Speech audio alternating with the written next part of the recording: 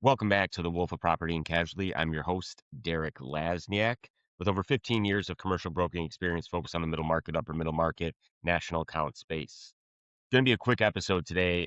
I just had something come to me. My mind still works that I think about renewals in my old portfolio that are coming due. And so who knows how long that addiction or obsession is going to be for me to get over it. But if I was still practicing, I would have some renewals right now where there was a distinction we made in the conversation we had that led me to change my behavior and how I treated other renewals within my portfolio.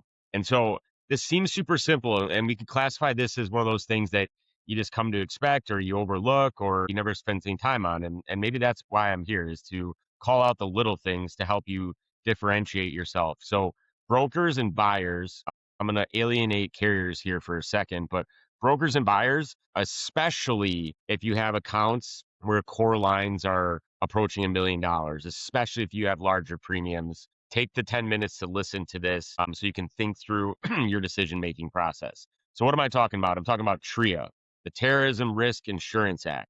This might seem like almost like a tax that you have on your insurance. And I learned going through one of my larger customers that renews in the summertime that, especially as the property market was under duress and our rates were out of control, and we were looking for things and options. And a lot of times when you have premiums, specifically like property premiums that are up and they're approaching $1 million or over $1 million in premium, it's not so much that I can do anything about the rate as a broker, but where my mind starts to go is I need to have options to reduce costs available. We might argue, customer and me, about is it worth the squeeze? Does that deductible make sense to save $20,000? Does the payback period? Should we eliminate this sublimit from 5 million down to 3 million to save on costs? It doesn't necessarily mean you're going to do those things, but as you have premiums that are large, that are not having a lot of alternative options, I always felt like I needed to have more levers I could pull to put in the hands of the client to say, a la carte wise, what am I going to be able to reduce if I'm willing to accept that risk? And then we would go down the path of, I don't think that's worth it, whether it's the payback period or whether it's just not a risk worth absorbing. And so TRIA started to become that for me. And so what I'm going to do today over the next 10 minutes is I'm going to talk just briefly about what it is. I ended up going down a rabbit hole of doing some research when I was still practicing. And then I'm going to talk about lines of coverage, some basics. A lot of this is probably really good for brokers and buyers, but specifically buyers, because this feels like a below the line tax that frankly you don't really talk about.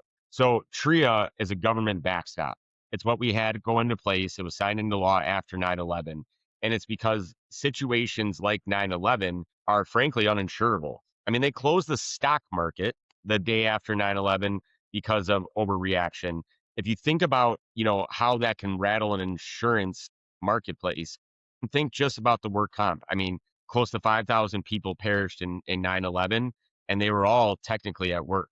And so think about the lifetime benefits. Think about, permanent disability and deceased benefits. And so those kinds of things in what we call a kind of a shock loss environment are really, really hard to insure for the insurance marketplace. Again, the fundamental basis of an insurance marketplace is to collect premiums and spread risk all around so that you don't have those shock loss. So essentially, how the TRIA program works is that the government has said that they will backstop it. Well, a couple of interesting things, and this is one of the things that I ended up talking about a lot. You have to have a qualified terrorist act to take place in order for TRIA to even come into play. And so what do I mean by that? Well, I've witnessed since 9/11, I don't think we've had necessarily any TRIA events or any certified acts of terrorism on domestic soil. We certainly see them. We certainly hear them on the news.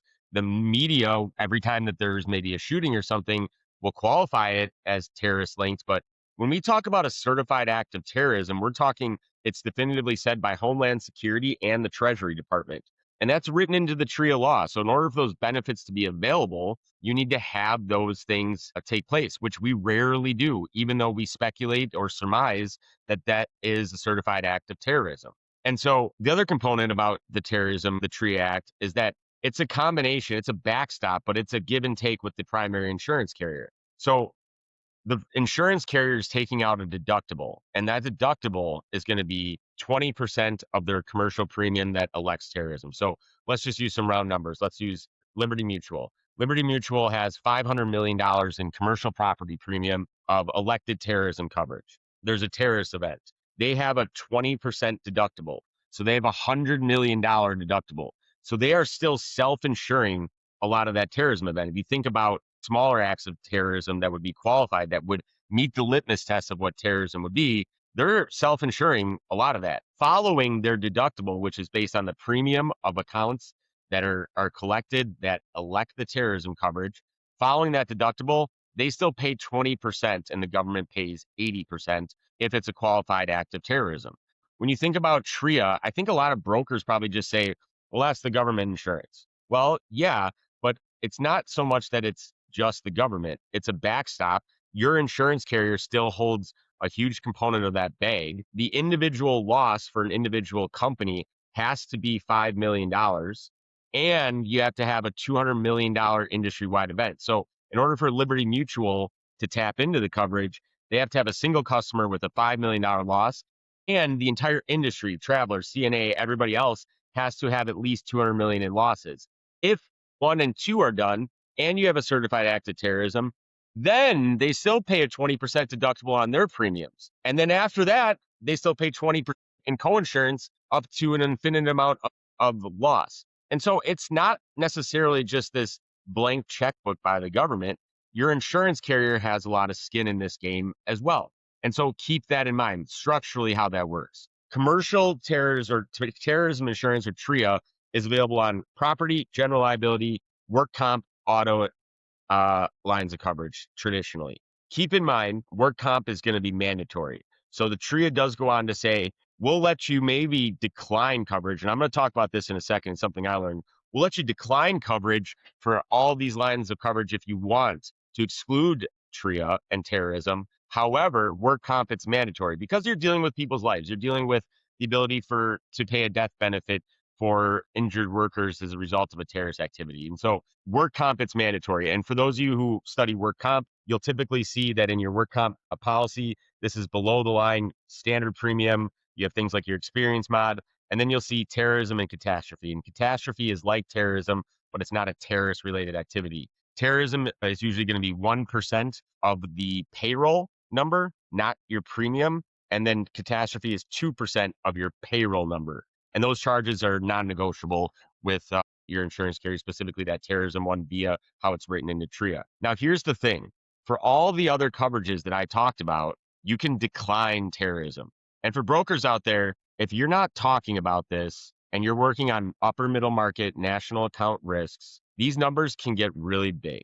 And so where I learned this is I had a very large 7-1 renewal. It was in a very tough class of business. And so we really had one carrier that we relied on specifically for our property cover. And they held us to the fire because we were beholden to them to leave our casualty lines there because the property was so hard to place. The property premium had swelled to well over $1 million.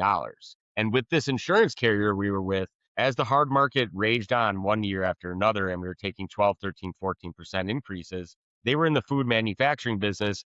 Their plants and a lot of their inventory and a lot of their manufacturing facilities were in rural parts of Wisconsin. And so we finally asked the question, I don't know, 3-4 years back, our quote actually said, here's your premium, and then here's the terrorism charge for your property umbrella and your auto. And that number started to jump out. Again, we were coming from a place, we have to show the client every which way they can cost save, whether or not it's a good idea. And the terrorism, when you added up property, GL, umbrella, and auto for this client, was something close to like $65,000 in additional fees. $65,000. The property alone was around $30,000 because the premium had gotten so high. And we did the research that I'm talking about today. And then we sat down with the customer and said, look, this is what it does. If you neglect this coverage, you are essentially saying that you're taking terrorism or a certified act of terrorism out of a covered cause of loss. And so what we really talked about was, where are you located?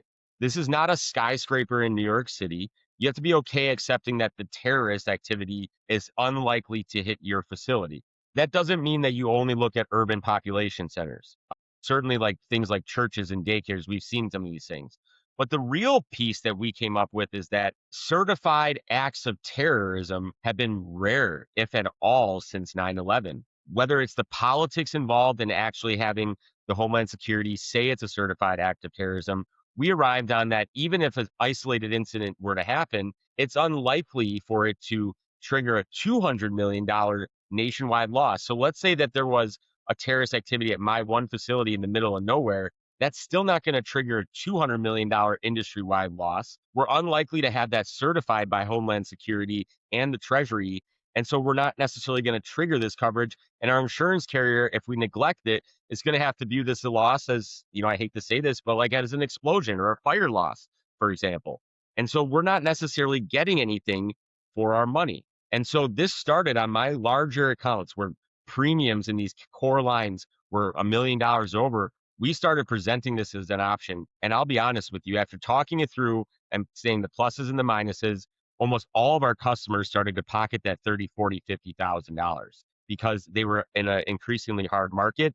And once they were explained the components of TRIA, they didn't necessarily feel like they were getting anything for their money. So this is something for you brokers and buyers out there if you have larger premium programs, because terrorism is calculated by your insurance carrier.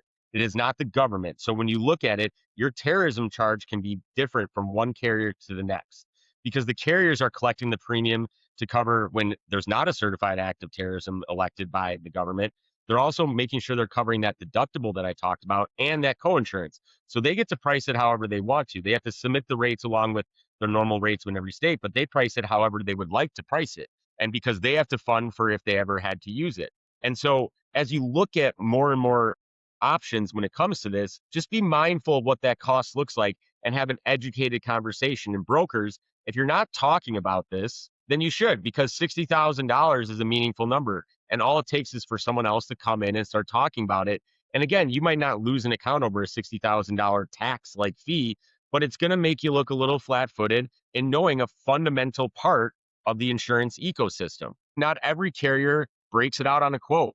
We had some carriers that we would have it very clearly. Do you want to accept or reject? Other carriers, it was built into the premium because they almost assumed you wanted it and you only got understanding of if you could decline it once you asked for it. And so it's a subtle thing. But again, I'm all about educating on subtle little things that are really important to the insurance ecosystem. And this coverage is monumentally valuable, specifically if I was insuring commercial property on Wall Street.